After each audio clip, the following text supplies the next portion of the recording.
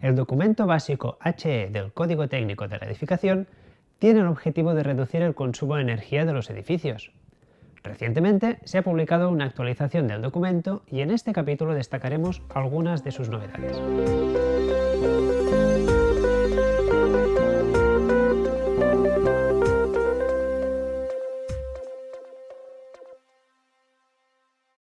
En el capítulo anterior vimos cuál es el recorrido que hace la energía, desde la energía primaria hasta la energía útil. Este diagrama nos servirá para contextualizar los diferentes aspectos que cubre el documento básico HE del Código Técnico de la Edificación. Inicialmente el documento HE constaba de 5 exigencias. La exigencia básica HE1 trata sobre la limitación de la demanda de energía de los edificios. La HE2 trata sobre el rendimiento de las instalaciones térmicas. La HE3 sobre la eficiencia energética de las instalaciones de iluminación. La HE4 sobre la contribución solar mínima en agua caliente sanitaria y la HE5 sobre la contribución fotovoltaica mínima de energía eléctrica. Una cosa importante a mencionar es el enfoque del documento, el espíritu de la actualización, que yo lo resumiría como una apuesta por lo prestacional en contra de lo prescriptivo. El código técnico que teníamos con la estructura del 2006 daba la doble opción. Este nuevo código lo que hace es hacer un énfasis en el enfoque prestacional, en el que se pide que el edificio demuestre cuáles son sus prestaciones en términos de demanda, de consumo, etcétera, etcétera. En ese sentido, pues la gran novedad podría ser la inclusión del documento HE0, que no lo teníamos antes, que es el que establece las limitaciones del consumo energético en los edificios.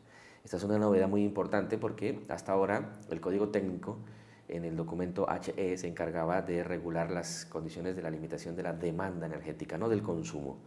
El consumo de energía primaria no renovable del edificio no puede superar unos determinados valores límite, que se calculan siguiendo las indicaciones del documento.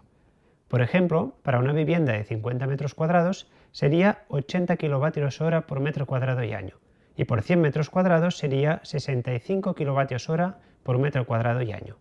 Pero en cualquier caso, valores como 80, 65, etcétera, no son de edificio de consumo casi nulo, ni mucho menos.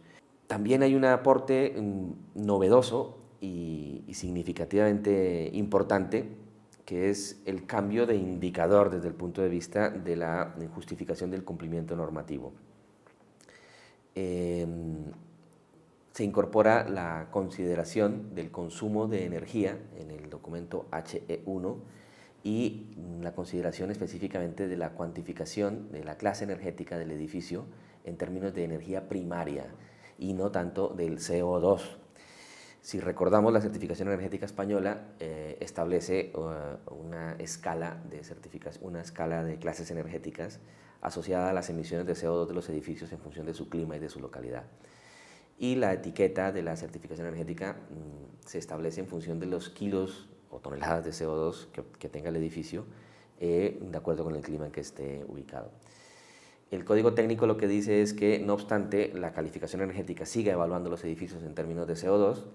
Aquí interesa la valoración de la energía primaria que se consume en el edificio, con independencia de la calificación que se haya obtenido en términos de CO2. Y eso es una cosa muy importante porque permite corregir algunas desviaciones que podrían estarse presentando, como podría ser el hecho de que edificios con una calidad constructiva bastante estándar o mínima de normativa y con unas instalaciones bastante regulares que cumplen justito con las exigencias normativas, tenían unas calificaciones muy elevadas en función de que utilizaban combustibles como la biomasa, porque les daba unas emisiones cero y les permitía tener unas calificaciones muy elevadas. La novedad es que ya no nos fijamos en la casilla del CO2, sino en la energía primaria, y una utilización de una biomasa pues ya no multiplica por cero, sino que se ponen las mismas condiciones o en condiciones similares de otros combustibles como puede ser el gas natural o algunos otros de referencia. En los otros documentos también ha habido variaciones. Por ejemplo, han cambiado los valores límite en las aportaciones fotovoltaicas. Hay modificaciones en cuanto a la cuantificación de la demanda a la hora de calcular la aportación solar térmica, y en el caso de la iluminación, el valor de eficiencia energética de la instalación queda limitado en una sola tabla, desapareciendo el concepto de zonas de representación y de no representación. En el espacio de este vídeo no es posible detallar todos los cambios que ha habido, pero sí podemos hacer una valoración global del documento. La actualización lo que propone es aumentar las restricciones, aumentar las limitaciones de la demanda energética para que los edificios en esencia necesiten menos energía, ir hacia el camino del consumo casi cero.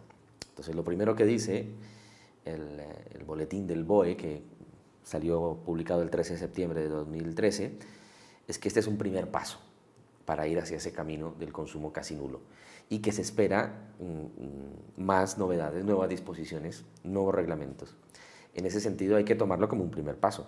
Para los que esperábamos que esta actualización nos marcara realmente el cambio hacia el consumo casi nulo, pues se queda corta y se ve una mejora en las exigencias, pero pareciera corta. Pero si se entiende que es un primer paso, pues estamos a la expectativa de lo que vendrá después.